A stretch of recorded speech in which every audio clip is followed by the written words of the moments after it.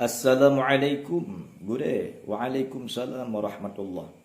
Bagaimana hukumnya kita membaca Al-Quran di handphone yang sementara kita tidak mempunyai wudhu? Nah, seiring berjalannya waktu, maka zamannya semakin canggih. Dan kita sekarang berada di zaman serba modern.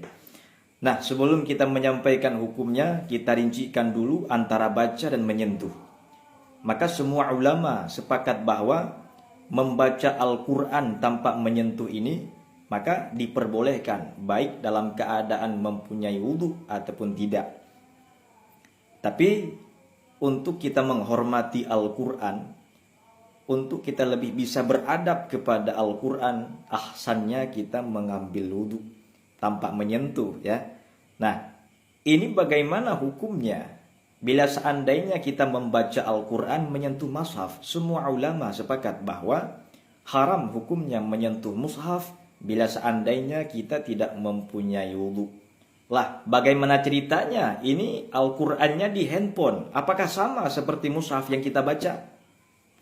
Coba kita perhatikan yang disampaikan oleh Imam An-Nawawi Al-Jawi dalam kitab Nihayatuz Zen, bahwa yang dikatakan mushaf ini adalah sesuatu yang bertuliskan Al-Quran di atasnya.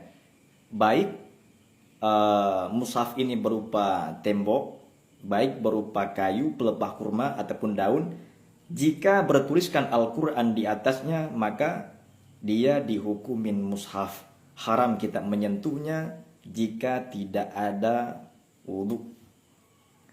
Lah, bagaimana ceritanya handphone sekarang ini yang kita pakai, yang di dalamnya mempunyai gelombang bertuliskan Al-Quran?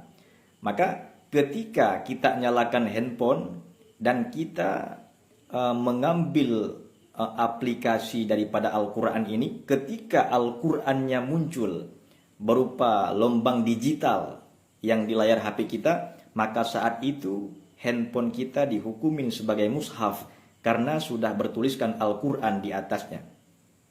Tapi bila seandainya gelombang digital huruf Al-Quran ini hilang, maka dia kembali kepada hukum HP.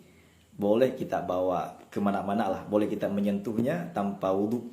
Tapi bila seandainya munculnya huruf Al-Quran di layar HP yang berupa gelombang digital Al-Quran, maka saat itu HP kita dihukumin mushaf dan haram kita menyentuhnya bila seandainya tidak mempunyai air wudhu.